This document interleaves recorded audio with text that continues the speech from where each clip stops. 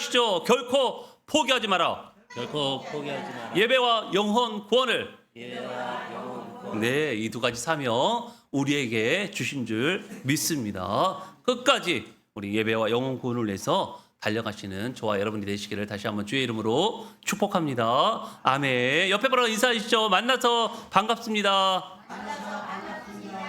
다시 한번 인사하겠습니다. 모든 것이 하나님의 은혜입니다. 네, 지금까지 천호해림교를 지켜주신 하나님의 놀라우신 은혜에 감사해서 우리 영광의 박수 하나님께 올리도록 하겠습니다. 감사와 영광을 올립니다. 자, 오늘은 9주년 교회 설립 기념일을 맞이해서 이 바울의 신앙 고백이자 결단이 담긴 말씀을 통해서 앞으로 우리 천호해림교회가 어떤 방향으로 나아갈 것인지, 어떤 결단이 필요한지를 이 말씀을 통해서 함께 나누었으면 좋겠습니다. 여러분, 천호해림교회는요 9년 전에 이 안양에 있는 갈매산 기도원에서 저희 가족 몇 명이 모여서요 설립을 다짐하는 예배와 기도를 드리고요 개척을 시작했습니다. 처음에는요 관악구 사당동에 있는 교회를 빌려서 사역을 하다가 또 몇 개월 후에 교회를 임대하고 거기서 2년을 사역을 했습니다. 가족들이 여기 천호동에 많이 있기 때문에요 여기서 오시는 분들이 많아가지고 성내동에 있는 교회를 얻어서 6년간 사역을 하다가 이곳 천호동으로 이사를 오게 되어서 개척 9년 차가 되었습니다.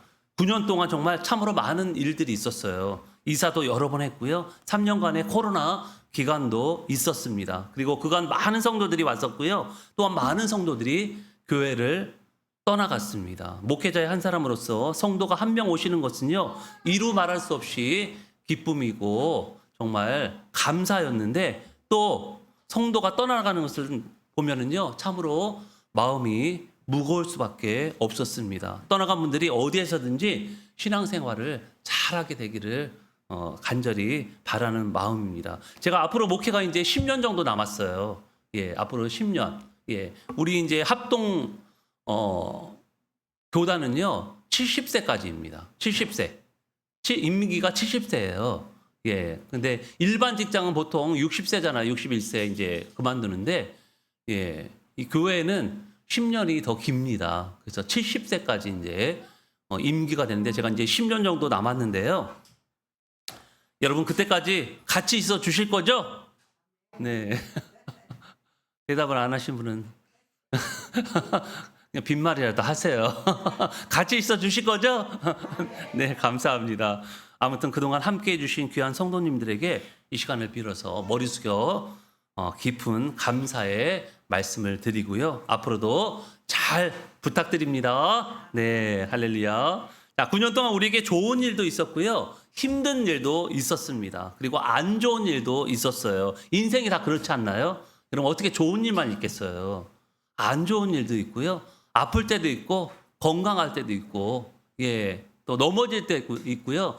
일어설 때도 있습니다. 그러나 이제는 뒤를 돌아보지 말고 앞을 바라볼 때라는 것이죠. 자, 물론 과거를 통해서 현재를 배우고 미래를 설계해야 됩니다. 그래서 과거도 중요한 거예요. 여러분 과거를 통으로 그냥 지워버리려고 하는 거 이거 잘못된 거예요.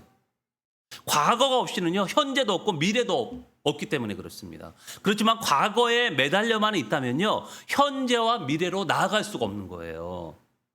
여러분은 지금 어디를 바라보고 계십니까? 사랑하는 성도 여러분, 오늘 우리는요 새로운 시작의 문을 열어야 합니다.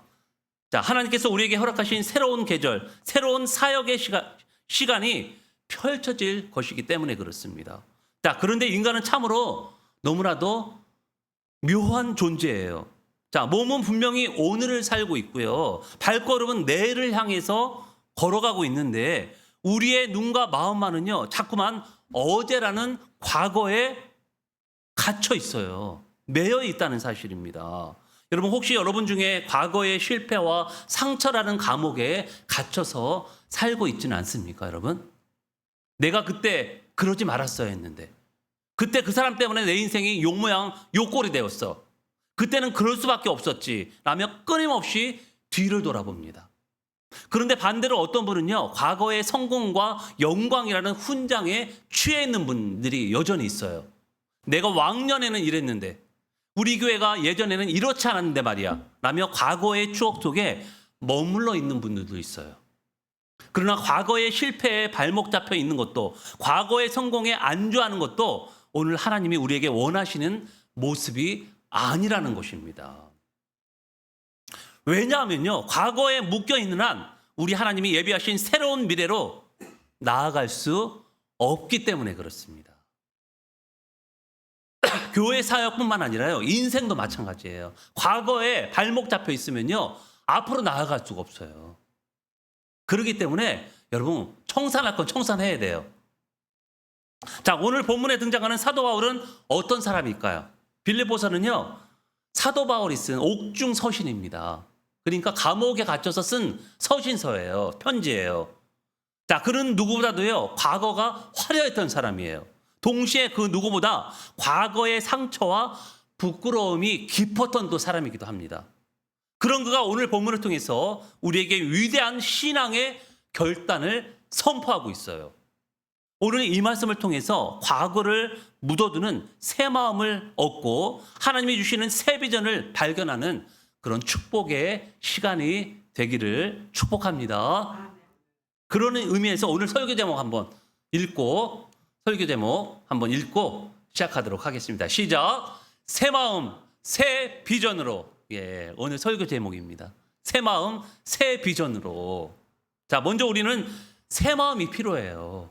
앞으로 나아가기 위해서는요, 새 마음이 필요합니다. 옛날 마음을 가지고서는요, 옛 사람을 가지고서는요, 앞으로 나아갈 수가 없기 때문에 그래요. 여러분, 과거에 얽매여 그전의 마음을 가지고 계속 사역을 한다면 더 이상의 미래는 없기 때문에 그렇습니다. 여러분, 뒤에 있는 것은 잊어버리는 결단이 필요해요.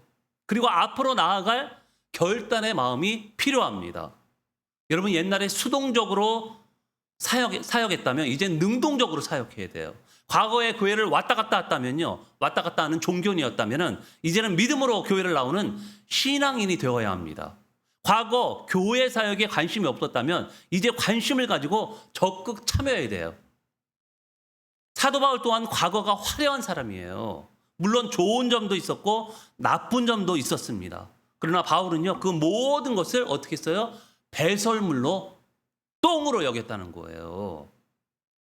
여러분, 그 모든 것을 배설물로 여기고 십자가를 바라보고 거침없이 전진했다는 것이죠. 자, 오늘 본문 13절을 보면요, 바울이 이렇게 고백을 합니다. 우리 13절의 말씀을 같이 읽도록 하겠습니다. 13절 같이 한번 읽어볼게요. 시작. 형제들아,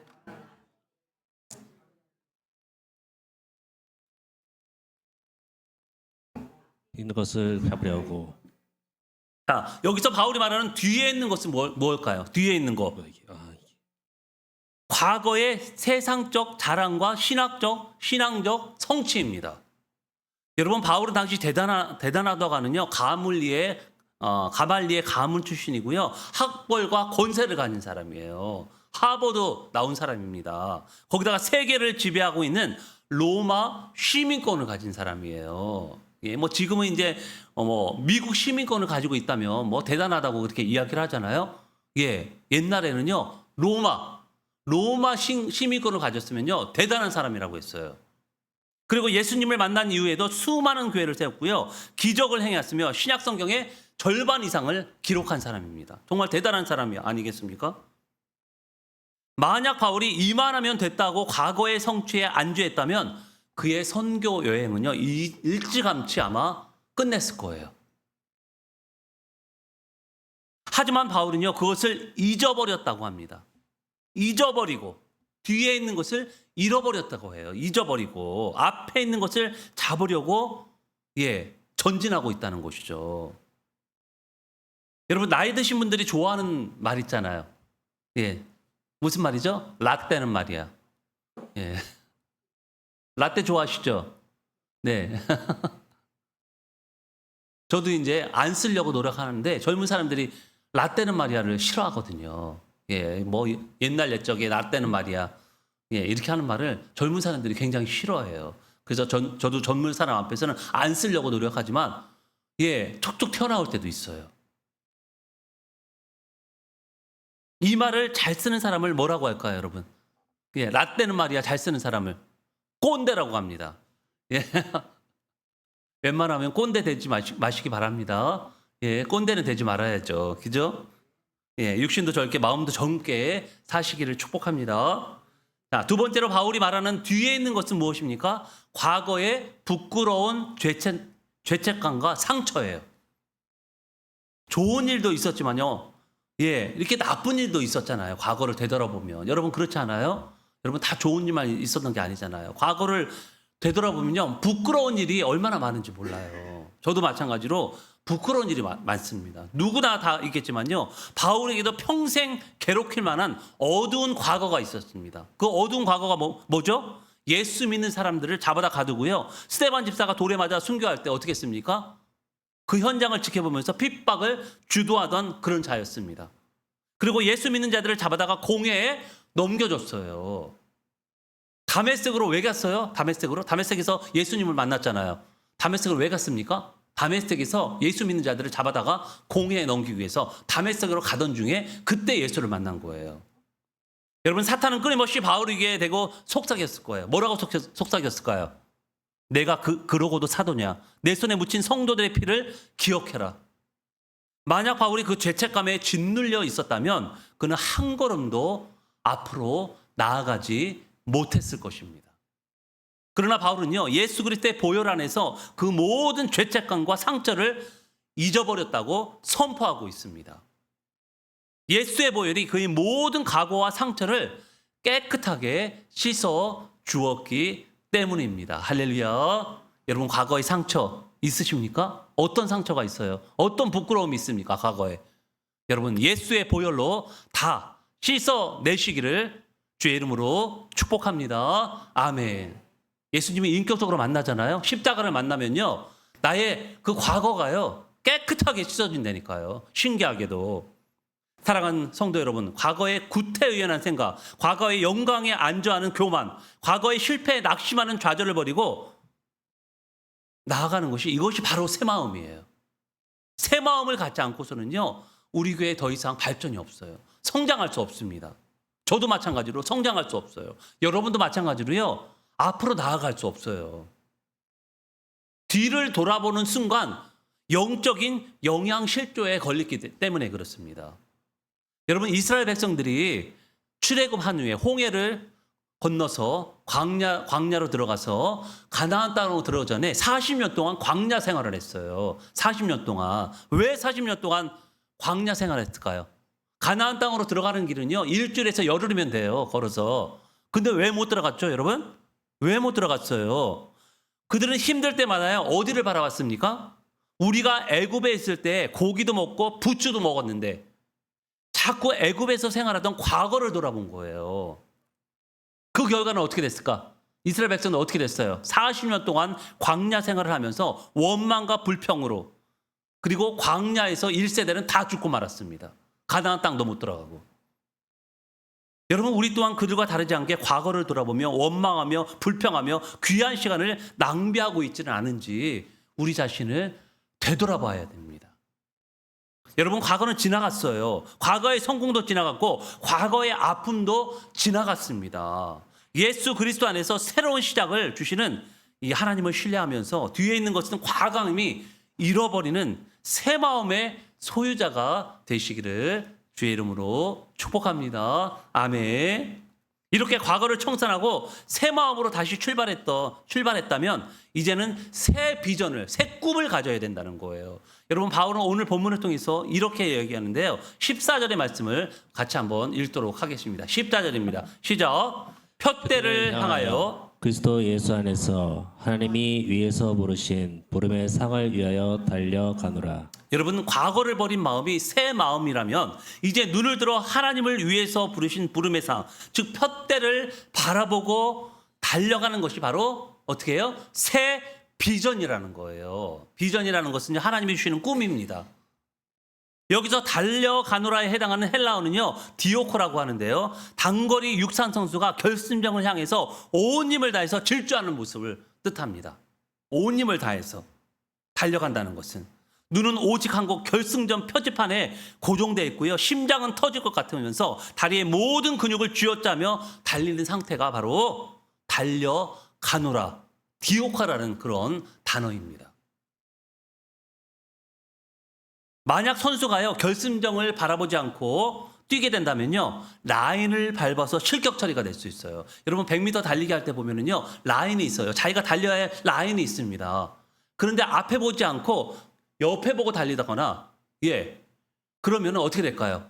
라인을 밟아가지고요 실격 처리됩니다.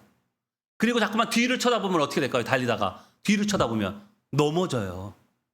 100% 넘어집니다. 곧바로 넘어지고 말 거예요. 여러분 뒤를 바라보았던 성경의 대표적인 인물이 누구예요? 뒤를 바라보았던 롯의 아내 아닙니까? 여러분 롯의 아내가 뒤를 바라봐가지고요 소금 기둥이 됐어요. 소금 기둥. 소돔과 고모라 성이 멸망할 때 구원받았던 롯의 가족 중 롯의 아내는요 천사의 명령에도 순종하지 않고 뒤를 돌아다보지 말고 산으로 도망하라고 했는데 불구하고 뒤로 돌아다본 거예요. 그 결국 어떻게 됐어요? 소금 기둥이 되었습니다. 사해 바다가 지금 다 소금 천지잖아요. 소금 천지. 소금 기둥이 되고 말았어요.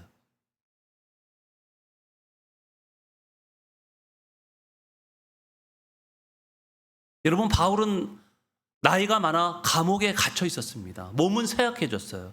그러나 그의 영혼은 여전히 청년처럼 결승전을 향해 달리고 있었다는 것이죠. 그에게는 이루고자 하는 비전이 살아 숨쉬고 있었기 때문에 그렇습니다. 오늘 우리 교회가 그리고 우리 성도들이 회복해야 할 모습이요. 이 달려가는 열정이에요. 바울의 열정을 본받아야 된다는 것이죠. 여러분 우리는 지금 푯대를 향해 달리고 있습니까? 아니면 신앙의 경기장 한 구석에 주저앉아 멍하니 다른 사람 경기를 구경하고 있는 구경꾼이십니까? 왕년에 내가 해봐서 아는데 하면서 비판하는 평론가로 앉아 계십니까? 여러분 하나님이 우리를 구원하신 이유는요. 이 땅에서 대충 안주하며 살라고 하신 것이 아닙니다. 우리 앞에 주신 거룩한 비전, 바로 예배와 영혼 구원의 하나님 나라의 푯대를 향해 달려가게 하시기 위함이라는 것이죠. 그래서 천호예림교회 9주년 설립 기념일을 맞이해서 여러분 이 기회를 통해서 주저앉았던 마음에서 일어나 운동화 끈을 다시 한번 동여매고 새로운 비전을 향해서 나아가는 이 하나님 나라의 주인공이 되시기를 축복합니다. 아멘. 그렇다면 여러분 사도 바울이 그토록 바라봤던 그 푯대, 우리가 이 새로운 시점에 바라봐야 할 진짜 새 비전의 실체는 무엇일까요, 여러분? 푯대가 뭡니까 도대체? 뭐를 바라보고 바울은 그 열정적으로 달려갔던 것이죠? 그것은 세상의 성공이나 교회의 외형적인 부흥이 아니라는 거예요. 바울이 바라본 영원한 푯대, 그것은 바로 예수 그리스도의 십자가와 부활의 능력이었다는 것입니다. 할렐루야. 여러분 오늘 본문 바로 앞 구절인 빌립보서 3장 10절에서요. 바울은 이렇게 고백하고 있습니다. 우리 10절의 말씀을 다시 한번 읽어볼까요? 시작. 내가 그리스도와 그 부활의 권능과 그 고난에 참여함을 알고자 하여 그의 죽으심을 본받아. 우리 공동 번역으로 한번 노란색 공동 번역인데요. 공동 번역으로 다시 한번 읽어보겠습니다. 시작. 이제 내가 바라는 것은 그리스도를 알고 죽음에서 부활하신 그 능력을 체험하며 그리스도와 함께 고난받고 그분이 같이 죽는 것입니다. 이 푯대란 말, 이런 푯대. 바울이 평생을 달렸던 이유, 그의 심장을 뛰게 했던 유일한 비전이 뭐냐면요. 바로 예수를 알고 싶어 했어요.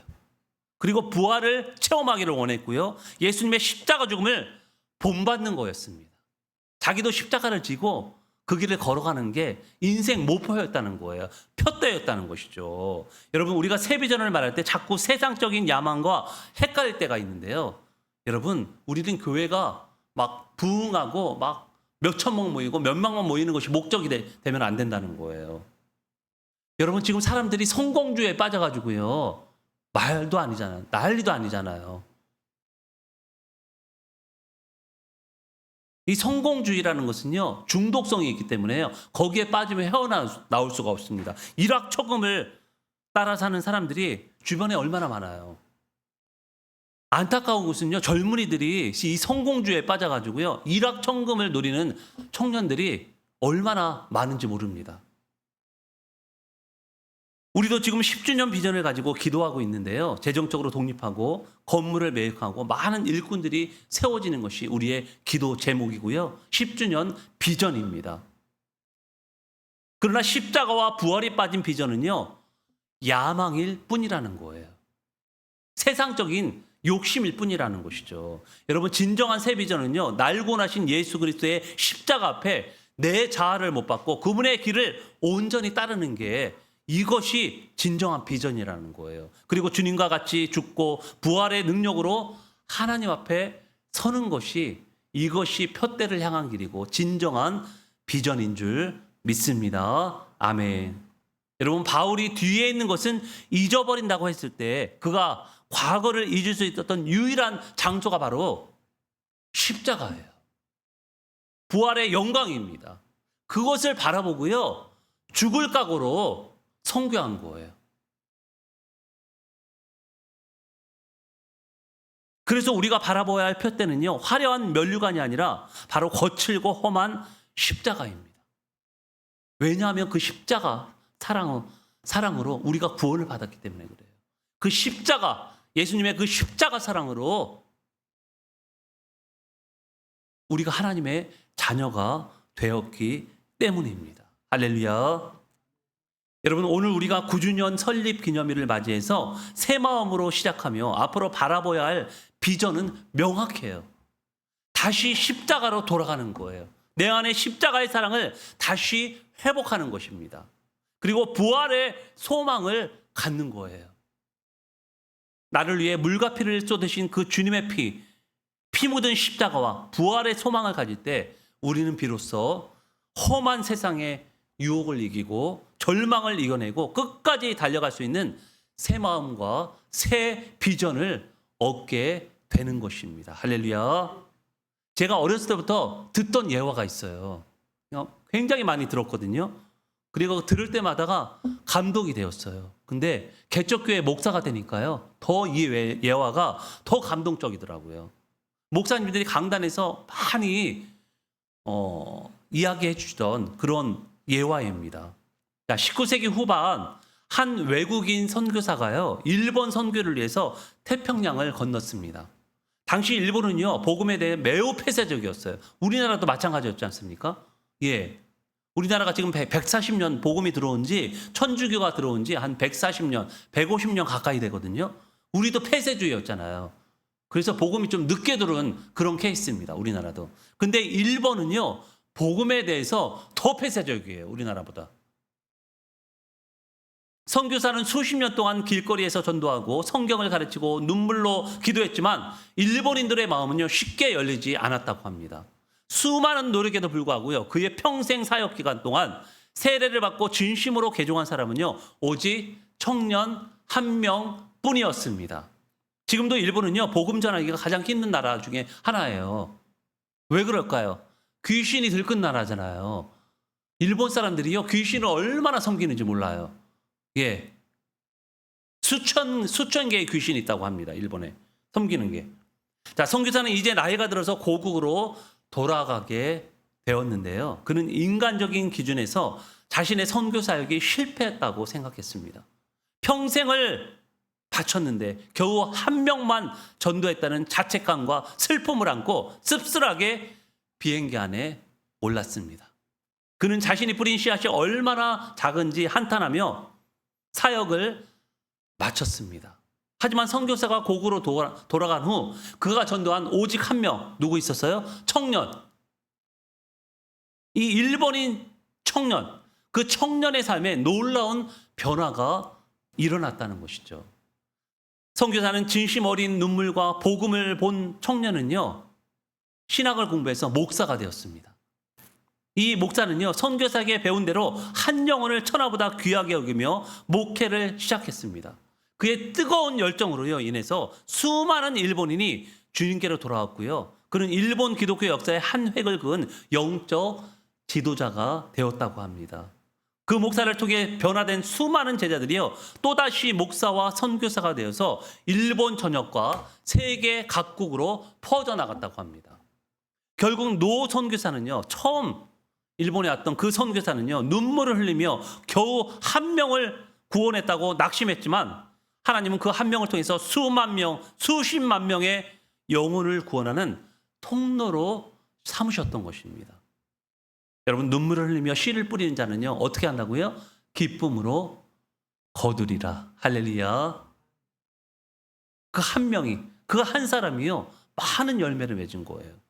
여러분, 이 일은 오늘날에도 많은 사역자와 기독교인들에게 큰 울림을 줍니다. 특히나 개척교회 목사들한테 큰 울림을 줘요. 저 같은 사람한테. 우리가 전하는 작은 복음의 씨앗 하나가 당장 눈앞에는요, 보잘것없어 보일지라도 이 하나님의 계획에는요, 상상할 수 없는 거대한 숲을 이룰 수 있다는 것을 보여주는 대표적인 일화입니다. 저도 어떻게 보면요, 이 예화의 노 선교사와 같은 결과로 사역을 마칠지도 모르겠어요. 그렇지만 일화처럼 이곳에서 성장한 한 사람을 통해서 반전의 역사를 써 내려갈 것이라고 기대하면서 소망하게 됩니다. 아니, 그렇게 될 것이라고 믿습니다. 지금 우리 예성이를 보세요. 분명 그렇게 되리라고 저는 보거든요. 3살밖에 안 되었는데 벌써 축도를 따라하잖아요. 예. 나중에 성도가 몇천 명, 수만 명의 성도가 있는 담임 목사가 될지 누가 알겠어요. 그죠? 이 중에. 여러분, 우리 교회 소망 있는 거 맞죠? 네. 분명 소망 있는 교회인 줄 믿습니다.